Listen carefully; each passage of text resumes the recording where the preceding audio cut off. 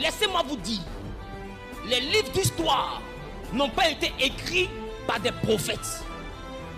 À l'école, les livres n'ont pas été écrits par des docteurs de la parole, ni par des évangélistes. Ça a été écrit par des archéologues, par des chercheurs. C'est eux qui sont allés et qui ont essayé de repérer un peu le temps dans lequel nous sommes. Ils ont fait des découvertes, ils ont vu des crânes humains, ils ont essayé d'évaluer le nombre d'années que ça pouvait avoir. Et ils ont estimé des fois des millions à des milliards d'années. Écoutez ce que je dis. Et ensemble, ils ont voulu trouver un repère pour qu'à partir de cela, on puisse compter les années. Quand ils ont vu les ossements et tout ce qui était du Moyen-Âge, ils ont décidé de répartir le temps selon leur compréhension en deux dimensions. La préhistoire et l'histoire. Et quand les mystiques, ça veut dire francs-maçons, rosicruciens, chrétiens, musulmans, tout le monde, même les athées se sont assis, ils ont décidé d'une chose, que l'an 0, c'est la naissance de Jésus.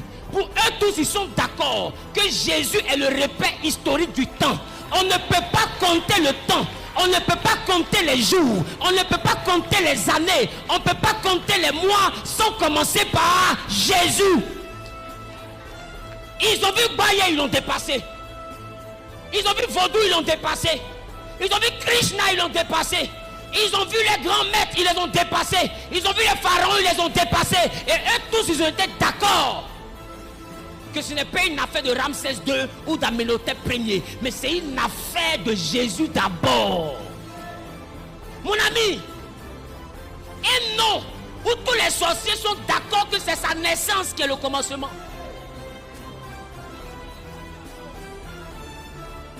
Essaie de discuter selon la philosophie comme tu veux. Moi, je t'enlève dans la philosophie, je te ramène dans ton livre d'histoire.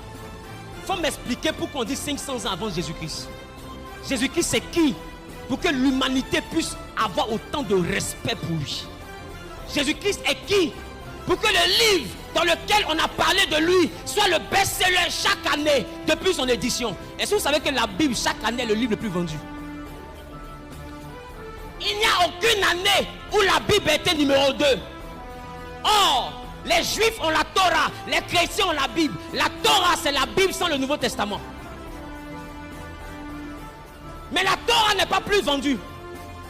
Mais le livre où on a pris Jésus pour coller à la Torah est le plus vendu. Ça veut dire que ce n'est pas la Torah le problème. C'est Jésus qui fait la différence de la Bible. C'est Jésus qui fait la force de la Bible. Nous avons un nom.